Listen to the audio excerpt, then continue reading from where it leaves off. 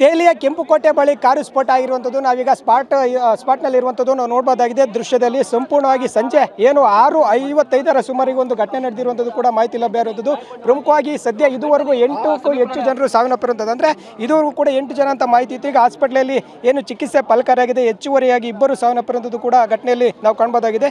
10 ಜನರ ಏನು ಸಾವನ್ನಪ್ಪಿನ ಸಂಖ್ಯೆ 10 ಜನಕ್ಕೆ ಏರಿಕೆ ಆಗಿರುವಂಥದ್ದು ಪ್ರಮುಖವಾಗಿ ದೃಶ್ಯದಲ್ಲಿ ನೋಡಬಹುದಾಗಿದೆ. ಇದು ರೆಡ್ ಫೋರ್ಟ್ ಪಕ್ಕ ಇರುವಂಥದ್ದು. ಅಂದರೆ ಇದು ಪ್ರಮುಖ ರಸ್ತೆ ಅಂತ ಹೇಳ್ಬೋದು. ಏನು ಕೆಂಪುಕೋಟೆಯ ಮೆಟ್ರೋ ನಿಲ್ದಾಣದ ಗೇಟ್ 1ರ ಬಳಿ ಘಟನೆ ನಡೆದಿರುವಂಥದ್ದು.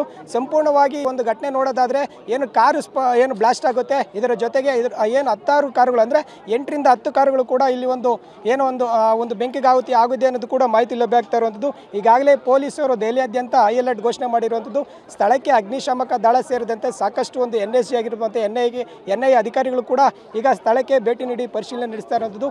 ಇದು ಯಾವ ರೀತಿ ಕೃತ್ಯ ನಡೆದಿದೆ ಅನ್ನೋದು ಕೂಡ ಪರಿಶೀಲನೆಯಲ್ಲಿ ಇದ್ದಾರೆ ಅಂತ ಹೇಳ್ಬೋದು. ಯಾಕಂದರೆ ಕೇಳಿ ಇದು ಜನನಿ ಬೀಡ ಏನೋ ಒಂದು ಪ್ರದೇಶ ಅಂತ ಹೇಳ್ಬೋದು.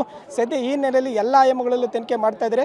ನಾವು ದೃಶ್ಯದಲ್ಲಿ ನೋಡಬಹುದಾಗಿದೆ. ಈಗ ಪೊಲೀಸರು ಕೂಡ ಏನೋ ಒಂದಷ್ಟು ಅಗ್ನಿಶಾಮಕ ಅಂದರೆ ಒಂದು 15ಕ್ಕೂ ಹೆಚ್ಚು ಅಗ್ನಿಶಾಮಕ ದಳ ಏನೋ ಒಂದು ಇದನ್ನ ಸ್ಥಳದಲ್ಲೇ ಒಂದು ಬೀಡು ಬಿಟ್ಟಿರುವಂಥದ್ದು. ಅಂದರೆ ಸಾವಿನ ಸಂಖ್ಯೆ ಹೆಚ್ಚಾಗುವಂಥ ಸಾಧ್ಯತೆ ಏನಾದರೂ ಇದೆಯಾ ಅನ್ನೋದು ಕೂಡ ಈಗ ಮೇಲ್ನೋಟಕ್ಕೆ ಏನೋ ಒಂದು ಅನುಮಾನ ಕೂಡ ಕಾಡ್ತಾ ಇರುವಂಥದ್ದು. ಈಗಾಗಲೇ 30ಕ್ಕೂ ಹೆಚ್ಚು ಜನರಿಗೆ ಈಗಾಗಲೇ ಗಂಭೀರ ಗಾಯಗಳಾಗಿ ಏನು ಆಸ್ಪತ್ರೆಯಲ್ಲಿ ಚಿಕಿತ್ಸೆ ಕೂಡ ಪಡಿತಾ ಇರುವಂಥದ್ದು.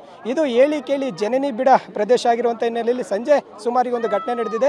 ಇದು ಇಲ್ಲಿನ ಏನು ಸ್ಥಳೀಯರು ಕೂಡ ಆತಂಕ ಆಗಿರುವಂಥದ್ದು. ಅಂದರೆ ಇಲ್ಲಿ ಹೆಚ್ಚಾಗಿ ಜನರು ಕೂಡ ಓಡಾಡ್ತಾ ಇದ್ದಾರೆ. ಈಗ ಸದ್ಯ ಆಟೋ ಆಗಿರ್ಬೋದು, ಕಾರ್ ಆಗಿರ್ಬೋದು, ಸಾಕಷ್ಟು ಒಂದು ಏನೋ ಒಂದು ಬ್ಲಾಸ್ಟಲ್ಲಿ ಒಂದು ಪ್ರಮಾಣಕ್ಕೆ ಸಾಕಷ್ಟು ಒಂದು ಹೆಚ್ಚುವರಿಯಾಗಿ ಏನೋ ಒಂದು ಅದ್ರ ಪರಿಣಾಮ ಯಾವ ರೀತಿ ಅಂತ ಹೇಳಿದ್ರೆ ಛಿದ್ರ ಆಗಿರೋ ಅನ್ನೋದು ಕೂಡ ಇದುವರೆಗೂ ಕಾಣಬಹುದಾಗಿತ್ತು.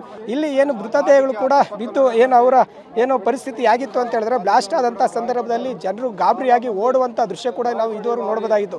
ಈಗ ಸದ್ಯದ ಸಂದರ್ಭದಲ್ಲಿ ಪೊಲೀಸರು ಸಂಪೂರ್ಣವಾಗಿ ಒಂದು ಪರಿಸ್ಥಿತಿಯನ್ನು ಹತೋಟಿಗೆ ತಂದಿರುವಂಥದ್ದು. ಅಂದರೆ ಇಲ್ಲಿ ಸುತ್ತುವರಿಯಾಗಿ ಹೆಚ್ಚುವರಿಯಾಗಿ ಪೊಲೀಸರಾಗಿರ್ಬೋದು ಮತ್ತು ದೆಹಲಿ ಪೊಲೀಸ್ ಆಯುಕ್ತರು ಕೂಡ ಭೇಟಿ ನೀಡಿ ಪರಿಶೀಲನೆ ನಡೆಸ್ತಾ ಇದ್ದಾರೆ. NIA ಅಧಿಕಾರಿಗಳು ಕೂಡ ಬಂದಿರುವಂಥದ್ದು. ಪ್ರಮುಖವಾಗಿ ಘಟನೆಗೆ ಏನು ಕಾರಣ ಇರ್ಬೋದು ಅನ್ನೋದು ಕೂಡ ಈಗ ನಾವು ಒಂದು ತನಿಖೆಯಲ್ಲಿ ಸಾಗ್ತಾ ಇದೆ ಅಂತ ಹೇಳ್ಬೋದು. ಈಗ ಕೇಂದ್ರ ಸರ್ಕಾರ ಕೂಡ ದೇಶಾದ್ಯಂತ ಹೈ ಅಲರ್ಟ್ ಘೋಷಣೆ ಮಾಡಿರುವಂಥದ್ದು. ದೆಹಲಿ, ಬೆಂಗಳೂರು ಮತ್ತು ಮುಂಬೈ ಸೇರಿದಂತೆ ಪ್ರಮುಖ ನಗರಗಳಲ್ಲಿ ಹೈ ಅಲರ್ಟ್ ಘೋಷಣೆ ಮಾಡಿರುವಂಥದ್ದು. ಈಗ ಇಷ್ಟೆಲ್ಲ ತನಿಖೆ ಇಲ್ಲಿ ಸಾಗ್ತಾ ಇದೆ ಅಂತ ಹೇಳ್ಬೋದು. ಪ್ರಮುಖವಾಗಿ ಜನನಿ ಬೀಡ ಪ್ರದೇಶವಾದಂಥ ಹಿನ್ನೆಲೆಯಲ್ಲಿ ಸಂಜೆ ಸುಮಾರಿಗೆ ಒಂದು ಘಟನೆ ನಡೆದಿರುವಂಥದ್ದು. ಈಗ ಎಲ್ಲ ಆಯಾಮಗಳಲ್ಲೂ ಸ್ಥಳಕ್ಕೆ ಭೇಟಿ ಬಾಂಬ್ ಸ್ಕ್ವಾಡ್ ಸೇರಿದಂತೆ ಎಲ್ಲ ಸ್ಥಳಕ್ಕೆ ಭೇಟಿ ನೀಡಿ ಪರಿಶೀಲನೆ ಕೂಡ ಮಾಡ್ತಾ ಇದ್ದಾರೆ. ಪ್ರಮುಖವಾಗಿ 10ಕ್ಕೂ ಹೆಚ್ಚು ಜನರಾದರೆ ಇದುವರೆಗೂ ಕೂಡ 10 ಜನರ ಒಂದು ಸಾವನ್ನಪ್ಪಿರೋ ಮಾಹಿತಿ ಕೂಡ ಲಭ್ಯ ಆಗ್ತಾ ಇದೆ. ಇನ್ನೂ ಸಾವಿನ ಸಂಖ್ಯೆ ಹೆಚ್ಚಾಗುವಂಥ ಲಕ್ಷಣಗಳು ಕೂಡ ಇರುವಂಥದ್ದು. ಈಗಾಗಲೇ ಕೇಂದ್ರ ಸರ್ಕಾರ ಹೈ ಅಲರ್ಟ್ ಘೋಷಣೆ ಮಾಡಿದೆ. ಈಗ ಸದ್ಯದ ಪರಿಸ್ಥಿತಿ ಈಗ ಎಲ್ಲ ಒಂದು ಹತೋಟಿಗೆ ಬಂದಿರುವಂಥದ್ದು. ಎಲ್ಲ ಆಯಾಮದಲ್ಲೂ ಪರಿಶೀಲನೆ ನಡೆಸ್ತಾ ಇದ್ದಾರೆ.